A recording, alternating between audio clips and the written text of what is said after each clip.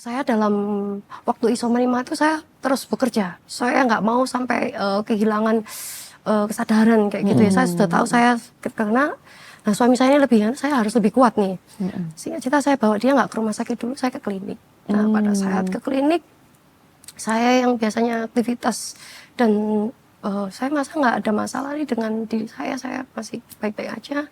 Pada saat saya nunggu hasil labnya, saya pingsan, kemudian, tubuh saya mulai kaku, tangan saya sudah mulai membiru. Itu saya diceritakan pegawai juga sama keluarga.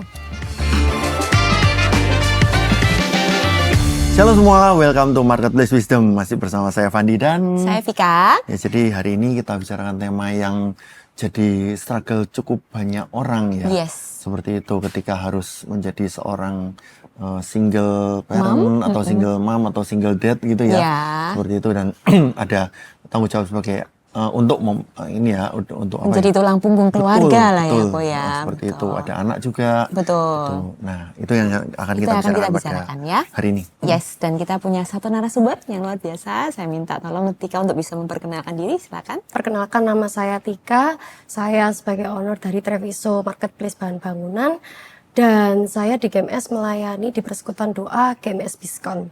Oh, Nah, jadi tim saya juga. Oh, ternyata. Dan kita sangat subless dengan apa yang sudah Tika lakukan dan ya apa yang Tuhan perbuat pada Tika dan keluarga. Wow, seperti itu. Oke, luar biasa. Mungkin boleh diceritakan supaya teman-teman tahu backgroundnya dulu ya Ko ya. Mungkin bisnisnya apa, terus kemudian menjalankan ini tuh kok sampai terjadi sampai sekarang ini tuh kayak gimana? Mungkin bisa diceritakan dulu. Oke, saya flashback di tahun 2009 setelah saya lulus sekolah. Saya karena tidak bisa melanjutkan kuliah, saya bekerja di bidang kuliner, tepatnya di rumah sakit. Kemudian bertemu dengan suami waktu itu di gereja, tapi posisi dia itu sedang merintis usaha elektronik. Dia kasih nama Treviso. Nah, singkat cerita di 2009 mamanya meninggal dan usahanya juga mulai turun. Usianya dia kan sudah di atas saya, berbeda 9 tahun. Jadi dia sudah duluan merintis. Nah, seperti itu. Terus kemudian saya lihat dia kok tipikal yang berjuang kayak gitu ya, berusaha bertanggung jawab. Akhirnya saya ikuti perjalanannya dia sampai akhirnya dia mengelola sebuah produk semen, jadi salesnya dulu, terus kemudian ikut di manajemennya perusahaan semen ini, dan dia akhirnya memutuskan untuk membuka kantor sendiri di 2011. Waktu itu dia berusaha mengerjakan itu di Surabaya sampai ke Indonesia Timur, bahkan sampai saat ini bisa kita merambah ke Papua kayak gitu. Nah, terus kemudian 2013 kami menikah, saya resign, saya fokus untuk bantu dia. Nah, singkat cerita dalam perjalanan kami di 2016 dalam 3 tahun itu kami bisa menghasilkan omset yang cukup lumayan. Kami mencoba untuk usaha kaflingan, tapi ada yang mensabotase, kemudian kaflingan itu gagal. Kayak gitu. Kaflingan maksudnya jual lahan gitu ya? Iya, kami membeli sebuah tanah gitu. untuk kami mau bikin tanah-tanah kaflingan saja, tapi tidak bangun rumah. Jadi kami bagi-bagi part-part tanah kaflingan itu untuk kami jual. Jadi mereka mau bangun sini tidak apa-apa. Tapi di tengah-tengah itu ada yang mensabotase sehingga akhirnya beralihlah ke developer yang lebih resmi dibandingkan kami. Kayak gitu. Terus kemudian singkat cerita kan akhirnya kami ya sedikit down kok. Pekerjaan ini kok gagal, tapi kami nggak mau menyerah. Akhirnya ada teman kami yang memang usahanya home industry granit. Kemudian akhirnya kami akuisisi karena dia mengalami sedikit kolaps kayak gitu.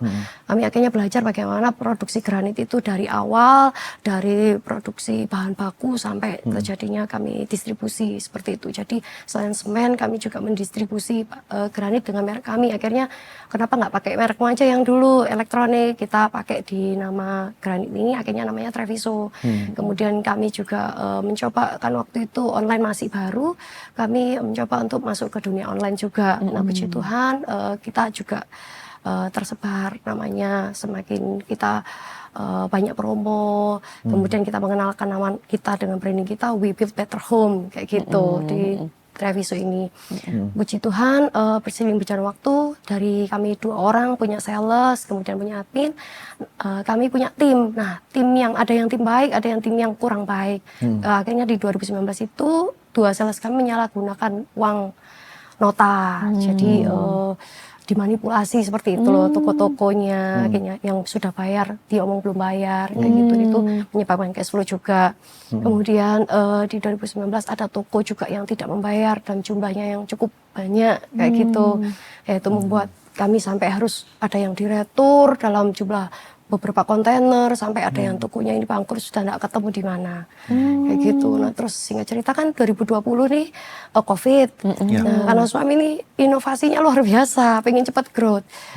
Dia membuka dengan tim, entah bagaimana ceritanya, dia juga membangun perusahaan IT.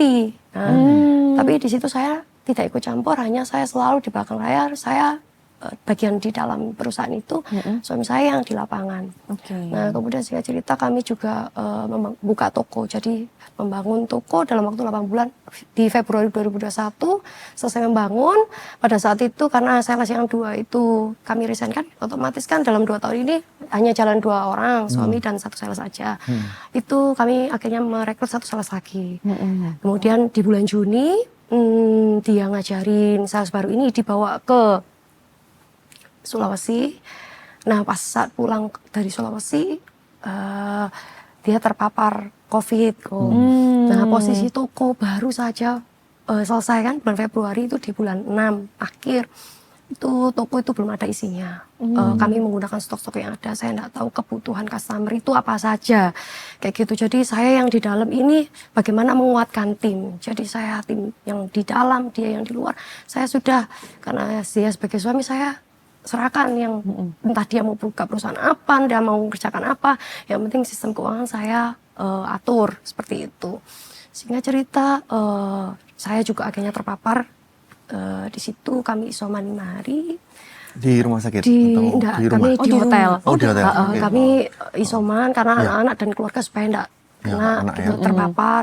Nah sehingga cerita kok dia lebih drop, ya saturasinya rendah. Itu dalam satu ruangan ya? Dalam berarti? satu ruangan. Saya dalam hotel itu satu kamar itu dua bed. Terus kemudian saya dalam waktu isoman 5 itu saya terus bekerja. Saya nggak mau sampai kehilangan kesadaran kayak gitu ya. Saya sudah tahu saya kena. Nah suami saya ini lebih kan, saya harus lebih kuat nih. Sehingga cerita saya bawa dia nggak ke rumah sakit dulu, saya ke klinik. Nah pada saat ke klinik, saya yang biasanya aktivitas dan saya masa nggak ada masalah nih dengan diri saya masih baik-baik aja. Pada saat saya nunggu hasil labnya, saya pingsan, kemudian tubuh saya mulai kaku, tangan saya sudah mulai membiru. Itu saya diceritakan pegawai juga sama keluarga.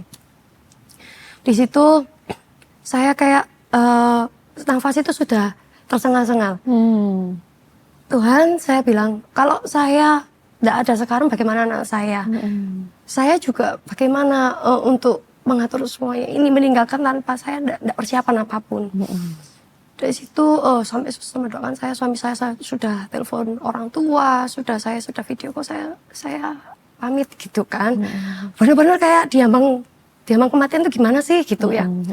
Sehingga ceritanya saya tidak bisa bicara, tapi saya berdoa dalam hati dan saya memanggil nama Yesus.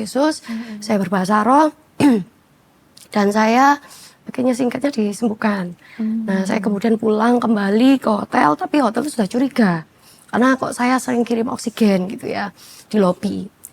Saya akhirnya sudah, kita ke rumah sakit aja, dia juga sudah batuk darah. Nah, saya takut, dari saya yang sudah drop sekuat tenaga, ya apa caranya gantian ngurus dia. Jadi kami cuma berdua sampai akhirnya di ruang ICU, dari oksigen yang kecil sampai oksigen yang balon itu, dia bilang sudah nggak kuat, dia nggak bisa bicara apa-apa. Terus singkat cerita paginya dikabarkan dia meninggal gitu. Nah anak saya masih usia 2 tahun sama 5 tahun. Jadi waktu itu masih mau masuk TK.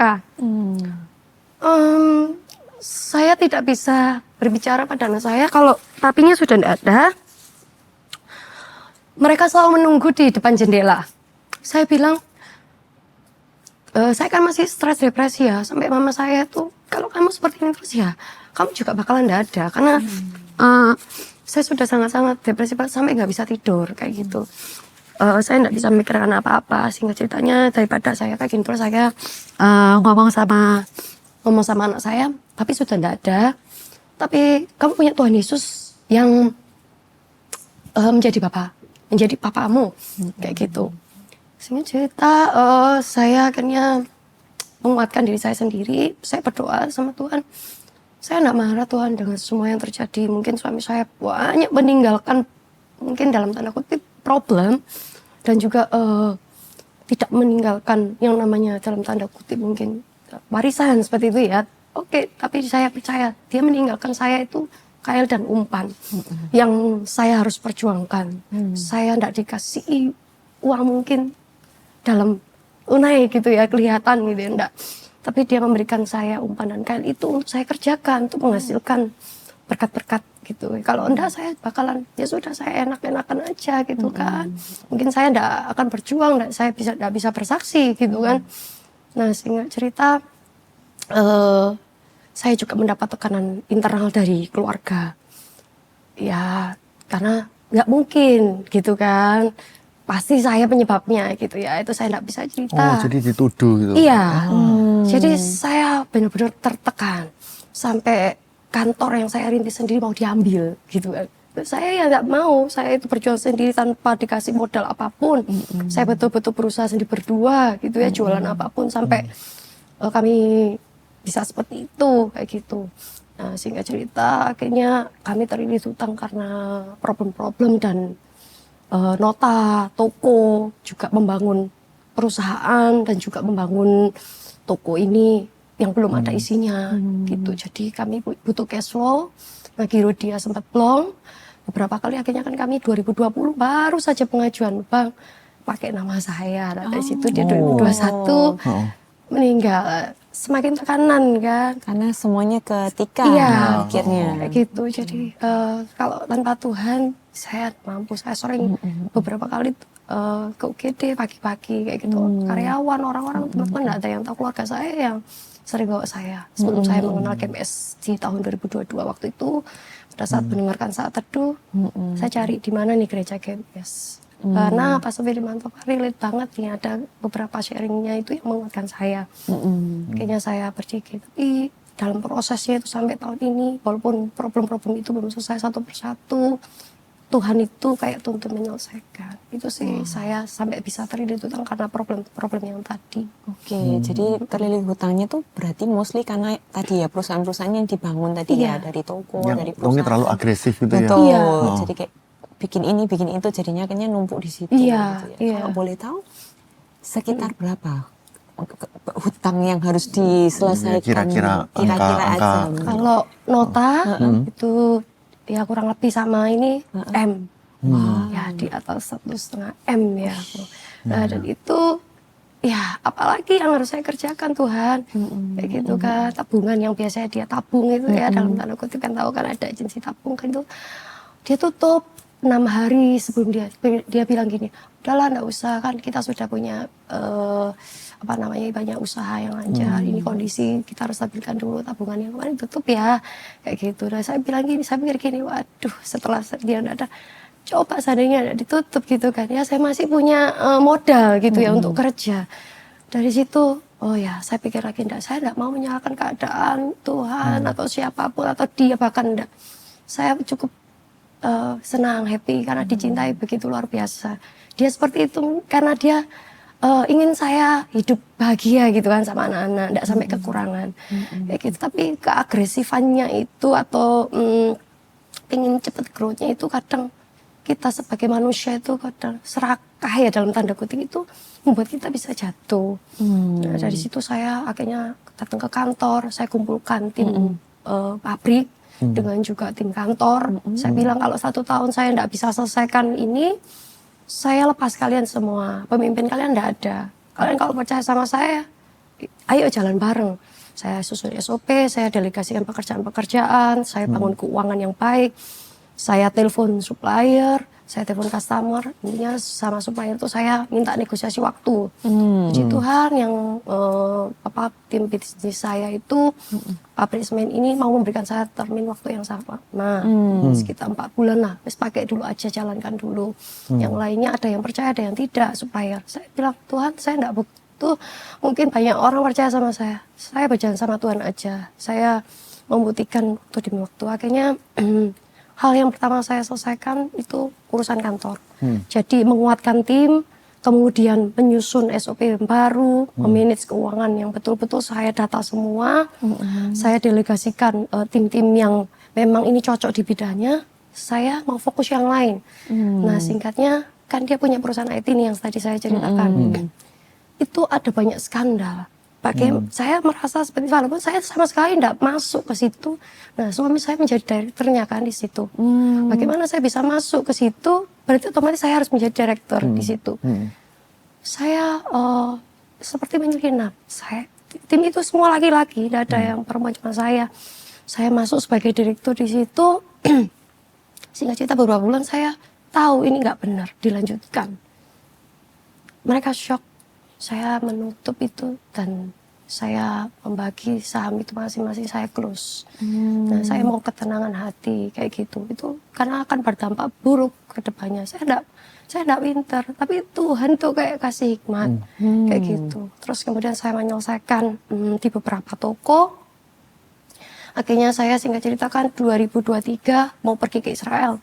Saya berharap untuk saya harus lega ini, pergi, tidak ada beban. Saya menemui sales-sales tapi nggak ketemu mereka. Ke rumah sales itu cuma ketemu istri mereka. Walaupun tidak ketemu, tapi saya setidaknya sudah berusaha untuk mengambil apa yang menjadi hak saya. Akhirnya saya sudah bisa belajar mengampuni. Terus saya pergi ke Pulau G.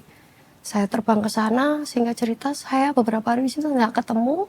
Saya nemuin itu sampai jam 12 malam, nunggu di depan itu. Sama saya menggandeng aparat, ya kan. Saya kan perempuan, takut kan, kalau nggak ada yang backup. Nah, singkat cerita, tiba-tiba saya pulang ke hotel, jam 12:30 pagi waktu itu, aparat bilang gini, itu loh ada yang ngikutin dari belakang. Siapa? Ternyata kalau bukan Tuhan yang tuntun orang ini, saya nggak bakalan ketemu toko ini. Pemilik toko ini pikir saya mau beli rumahnya. Tengah malam siapa yang mau beli rumahnya kan? Sehingga cerita saya bilang kalau saya lah istri dari yang kamu tipu ini. Sampai jam 4 pagi kami berbicara di situ. Sehingga ceritanya saya cuma dikasih uang 500.000 buat pulang ke Surabaya. Iya. Tapi saya di situ bersyukur saya mengampuni dia. Karena 2 hari lagi saya harus ke Israel kan. Saya akhirnya pulang walaupun itu. Akhirnya saya menegosiasi kontrak dengan dia 19 tahun lagi akan lunas.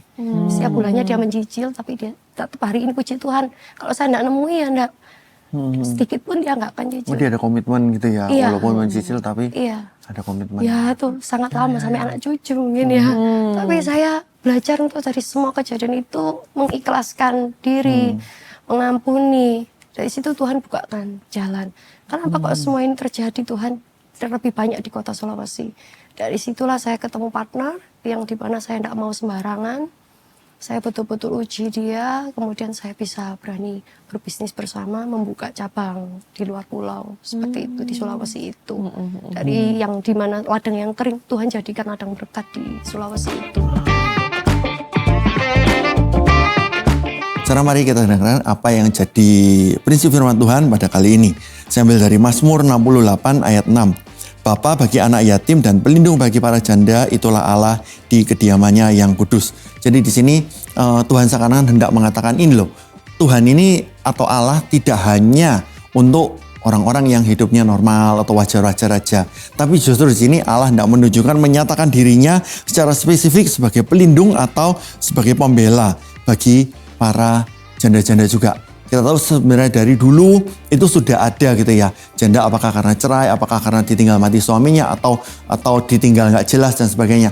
Tapi Allah punya satu belas kasihan secara khusus untuk biasanya selalu disandingkan yatim piatu dengan janda. Orang-orang yang ditinggalkan, orang-orang yang terpinggirkan, orang-orang yang mungkin selama ini juga secara ekonomi karena dengan efek ditinggalkan itu menjadi orang yang miskin, orang-orang yang harus berjuang sendiri dengan segala keterbatasannya. Di situ Allah hadir. Jadi bagi masing-masing dari kita yang merasa bahwa Tuhan di mana? Aku sekarang mungkin ekonomiku terdampak, aku sekarang mungkin bisnisku hancur, karirku kena PHK dan sebagainya. Tapi di sini kita bisa melihat apapun kondisi kita, Tuhan hadir dan Tuhan menyatakan diri untuk menjadi pembelanya kita. Tugas kita hanya mengerjakan apa yang jadi bagiannya kita, sama seperti janda yang ketika ketemu dengan Elisa, di situ Elisa mengatakan, kamu apa yang ada di tanganmu? Gitu, ada buli-buli, satu buli-buli berisi minyak. Yaudah, nanti pinjam atau minta bejana-bejana, tuang nggak akan habis-habis. Tugas kita hanya ketaatan. Apa yang ada dalam tangan kita, kerjakan itu dengan ketaatan, dan kita tahu Tuhan pasti hadir, Tuhan pasti membela, dan Tuhan pasti kasih mujizat. Masing-masing dari kita tetap semangat, kerjakan apa yang jadi bagian kita, dan tetap bersandar pada Tuhan. Tuhan Yesus memberkati. Jadi gini, kita seringkali bisa melihat ya, ada teman-teman yang oke, karena ya mungkin Tuhan izinkan berjalan di lembaga kelaman dan sebagainya, dan orang ini nggak keluar-keluar gitu ya. Tapi kalau misalnya dari Tika tadi, mungkin ada nggak misalnya titik balik apa sih yang membuat Tika akhirnya bisa seperti sekarang ini? Titik Gitu. balik yang pertama pastinya berdoa, aku minta hikmat Tuhan, terus mengampuni, tidak memikirkan yang kemarin, kenapa kok gini begitu, kenapa kok aku ditinggali masalah, fokus sama rencananya Tuhan. Terus kemudian saya mau belajar bertumbuh melalui JG, kayak gitu, sampai akhirnya melayani juga bisa ketemu di KMS Biskon ini yang sesuai dengan passion saya, kayak gitu. Dan saya menyusun strategi-strategi yang baru, jadi saya bikin perencanaan keuangan yang secara profesional. Kemudian dulunya saya sampai punya masalah pajak, jadi belum selesai kena masalah pajak lagi, ratusan juta lah kurang lebih. Itu sampai saya harus jual aset. Terus toko yang masih 14.000 sampai 12.000 waktu itu omset per hari. Bagaimana ini saya harus mengembangkan? Saya bikin strategi baru. Terus home industry itu akhirnya saya tutup, saya alihkan ke profesional. Akhirnya saya bisa buat cash flow. Dari situ saya pelan-pelan tidak mau serakah dalam bekerja. Jadi fokus, kalau Tuhan sudah kasih berkat ya di bahan bangunan, ya sudah, bahan bangunan ini saya kembangkan, tapi harus punya inovasi-inovasi yang lain. Jadi saya belajar secara otodidak itu di sipil sama interior. Kemudian saya mengalihkan online ini harus bisa besar, walaupun bahan bangunan, tapi online itu bisa kok. Saya gitu. Terus kemudian toko ini bagaimana mendapatkan banyak pelanggan. Terus kemudian saya mendatangi turun lapangan proyek-proyek, saya mendatangi juga luar pulau. Akhirnya sampai saya belajar, saya cuma angan-angan, suatu saat saya bakalan punya toko di luar pulau kayak gitu ya. Nah dari situ Tuhan tuh nyatakan betul-betul kayak gitu.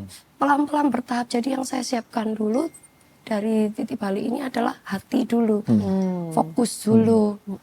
Terus kemudian ndak mau sembrono dalam langkah kayak gitu, benar-benar minta tuntunan Tuhan. Ya maksud saya begini, terkadang kan kalau misalnya seorang perempuan ditinggal mati oleh suaminya gitu ya, atau misalnya juga misalnya konteks lain kalau ada yang cerai, itu biasanya masa berkabungnya kan cukup lama, itu atau masa sedihnya gitu. Tapi yang saya lihat cukup ini ya, cukup recovery-nya. Ya memang tidak terlalu cepat juga, tapi gitu. Apa menurut Tika sehingga nanti bisa sharingkan ke teman-teman ini, jangan terlalu lama berkabungnya gitu. Oke, tetap sedih, pasti tetap hidup ini terasa hancur dan sebagainya. Tapi ya itu, apa tipsnya untuk masa berkabung? Oke, selesai, aku harus move on. Gitu. Tipsnya pasti nggak mudah. Awal-awalnya menangis ya, sering yang namanya pergi ke dokter gitu ya, konsultasi dan sebagainya. Tapi karena banyaknya problem ini loh yang harus diselesaikan, terus tanggung jawabnya, punya anak, punya keluarga, dan punya orang-orang yang harus bekerja di situ, otomatis kan berpengharapan di situ. Saya di situ menjadi kuat kayak gitu. Jadi selama sampai hampir setahun sering nangis juga di kantor apa. Tapi yang saya lihat, orang-orang saya lihat. Tapi karena kondisi yang memang membuat saya harus fokusnya teralih nih. Kalau saya terpuruk terus, saya tidak bisa maju. Perusahaan ini hancur, sana saya makan apa? Keluarga saya makan apa? Saya juga menjadi tulang punggung buat keluarga. Dari situ sambil saya masa bergabung, saya harus cepat selesaikan. Kalau enggak, perusahaan ini bakalan hancur. Seperti itu. Jadi fokusnya bukan lagi hanya dalam kesedihan, tapi fokusnya yaitu dalam rencana Tuhan, apa yang mau Tuhan. Karena pasti di balik semua kejadian itu kita lebih, oh ya, punya pengalaman yang ini, punya pengalaman yang itu. Akhirnya ya pikiran itu sendiri kalau kita mau berjalan sama Tuhan dialihkan untuk berjalan enggak lebih baik. Kalau enggak, mungkin saya bisa berbuat hal yang aneh-aneh. Sempat kepikiran hal yang aneh-aneh. Tapi akhirnya kembali lagi, Tuhan itu pilih kita masih tetap hidup, berarti kan harus melanjutkan apa yang ditinggalkan oleh almarhum, seperti itu. Berarti hatinya udah ready untuk melakukan apa yang menjadi visi itu yang bikin Tika tuh bisa terus menyelesaikan tanggung jawab yang sekalipun dalam kondisi nggak mudah ya. Tapi masih terus harus mengerjakan itu dan memikirkan bukan hanya diri sendiri tapi bahkan sampai ke karyawannya juga, ke anak juga, dan itu yang bikin Tika akhirnya maju dan sampai sekarang puji Tuhan, bisnisnya ada di luar pulau juga gitu ya, Tuhannya juga jalan gitu. Puji Tuhan. Mungkin bisa kasih pesan-pesan mungkin buat teman-teman juga yang mengalami hal yang sama seperti Tika, ditinggal oleh pasangan, terus kemudian masih harus menjalankan berbagai bisnis atau mungkin usaha yang ditinggalkan sementara mungkin nggak punya pengalaman di situ ya, jadi harus belajar semuanya otodidak. Mungkin bisa sampaikan sesuatu atau buat juga mereka. kadang-kadang ada yang ditinggal oleh pasangan terus habis itu ya nol gitu. Betul. Nah, atau bahkan malah meninggalkan hutang bahkan ya. Nah itu kan lebih susah. Mungkin ada tips-tips atau tips saya pertama pasti berdoa. Saya selalu menyiapkan waktu ketika pagi harus saat teduh, sebelum tidur saya mengambil gitar, saya menyanyi, saya berdoa sama Tuhan, sama anak-anak dan keluarga. Kemudian jangan banyak usaha dulu kalau masih merintis di awal. Misalkan sudah punya modal nih cukup lebih dirasa, terus ekspansi di berbagai banyak usaha itu akan membuat cash flow-nya lebih banyak tersebar kan. Akhirnya nggak fokus di situ. Akan kita punya satu pusat usaha ya, mengambil kocek yang di sini kan, mengambil uang yang di sini. Kemudian di situ saya ingin semua dikuatkan, yaitu berfokuslah. Tuhan itu tidak membiarkan kita dalam masa kesulitan saja, tapi dalam masa kesulitan itu sebenarnya Tuhan sudah siapkan. Bahkan saya tidak pernah sadari, oh Tuhan sudah titipkan pekerjaan ini, ladang ini, bahkan Tuhan tambahkan pekerjaan yang baru, berkat yang baru. Sampai saya pernah gadai jual mobil, itu Tuhan berikan mobil impian saya.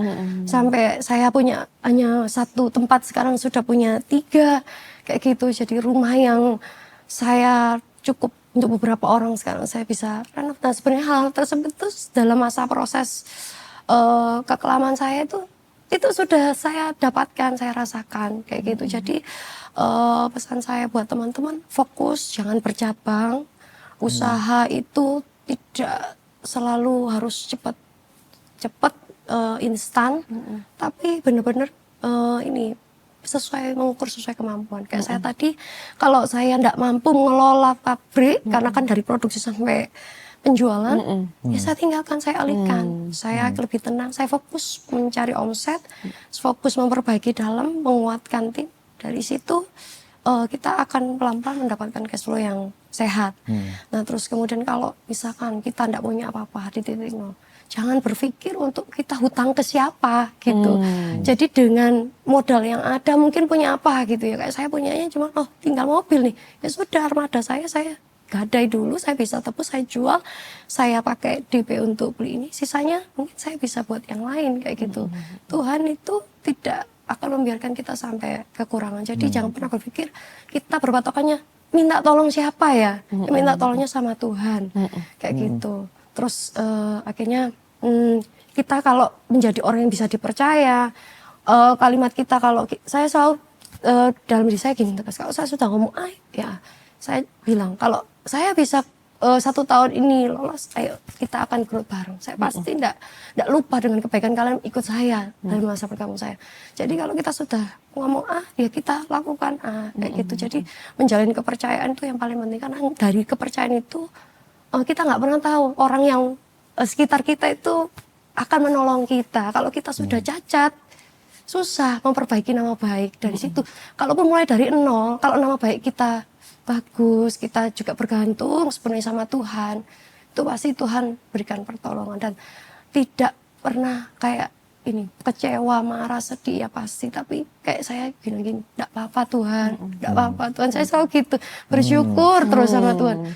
Sampai saya itu kayak memohon belas kasihnya Tuhan itu dengan cara enggak apa-apa ya Tuhan. Sampai akhirnya di 2024 kemarin itu saya saking sudah stresnya bertahun-tahun ini, urat saraf saya itu sampai sudah drop gitu ya, saya dioperasi. Itu sampai saya masih tetap bilang enggak apa-apa Tuhan, enggak apa-apa. Saya pokoknya nggak mati saja sudah enggak apa-apa gitu. Jadi ya itu tadi loh, tetap mengucap syukur ya dalam segala. Akhirnya Tuhan berikan kesembuhan saya di awal Februari itu. Sampai hari ini saya habis operasi, pelan-pelan cash flow baik, dan saya dibebaskan dari semua hutang dan semuanya menjadi sehat. Nah itu saya pesan saya, jangan bergantung pada manusia, jangan berpatokan pada siapa, apa, bagaimana, kenapa, jangan mempersalahkan keadaan. Enggak. Pasti Tuhan tolonglah kalau kita fokusnya pada rencananya Tuhan. Amin. Seperti itu. So bless ya Vika ya. Karena kita memang perlu orang-orang yang tangguh gitu ya. Anak-anak Tuhan itu harusnya selalu tahu. Dan yang saya sangat-sangat terkesan adalah ketika sebelum berangkat ke Israel justru malah mau pemberesan, ngasih pengampunan, justru malah dapat solusi yang tidak terduga gitu ya. Walaupun memang jangkanya panjang, tapi itu bagi saya ya itulah kualitas anak-anak Tuhan ini sebenarnya. Selama hati beres, yang lainnya beres ya kok ya. Thank you so much buat Tika hari ini, dan sesi hari ini mungkin kita sudah selesai gitu ya. Minta tolong Tika mendoakan dulu untuk teman-teman. Ya, mari kita berdoa. Terima kasih Tuhan Yesus buat kesempatan hari ini Tuhan. Kami berdoa buat teman-teman, orang-orang yang melihat tayang ini, mungkin dari single mom, single dad, maupun orang-orang yang ditinggal pasangannya, orang-orang yang hancur hati karena usahanya sedang mengalami problem. Tuhan bahkan memulai semuanya, segala sesuatunya harus dari awal lagi.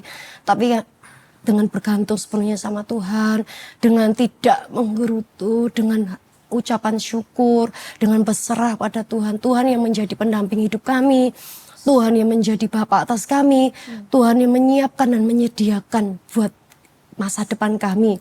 Rancangan Tuhan dan rancangan yang terbaik. Kami percaya Tuhan, hati yang terluka Tuhan sembuhkan, Tuhan kuatkan, Tuhan berkati setiap anak-anak yang kehilangan orang tua. Tuhan berkati setiap pasangan-pasangan yang kehilangan pasangannya. Tidak hanya terfokus pada dukanya, tapi dapat berjalan sesuai dengan rencana Tuhan. Karena apa yang hamba-Mu alami ini Tuhan, bukan satu kebetulan, tetapi untuk menjadi kesaksian buat banyak orang dan menguatkan teman-teman yang lain. Dan saya percaya Tuhan, setiap anak-anak pun yang mengalami seperti saya, Tuhan akan bukakan jalan-jalan. Asalkan kuat iman, teguh iman, bersandar pada Tuhan, tidak bersandar pada pengertiannya sendiri.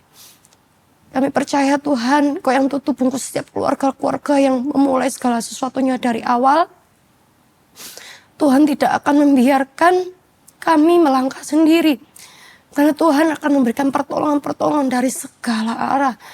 Dan kuatkanlah, teguhkanlah iman kami. Berikanlah kami gada, perisai, dan tongkat-Mu untuk kami berjalan menghadapi kehidupan kami yang selanjutnya. Di dalam nama Tuhan Yesus Kristus, kami tutup bungkus Tuhan doa ini dan menjadi berkat buat yang mendengarnya. Dalam nama Yesus, haleluya. Amin. Amin. Ya, thank you ya Vika. Thank you so much. Doanya pasti juga memberkati setiap orang ya. Pasti jadi kekuatan bagi banyak single mom dan single dad yang di sini. Tetap semangat Tika, dan jangan lupa teman-teman untuk follow, like, dan subscribe supaya setiap cerita yang memberkati boleh juga memberkati teman-teman. Dan jangan lupa follow juga Instagram kami di @gmsviskon. Oke. See you, tetap semangat. God bless ya. God bless you.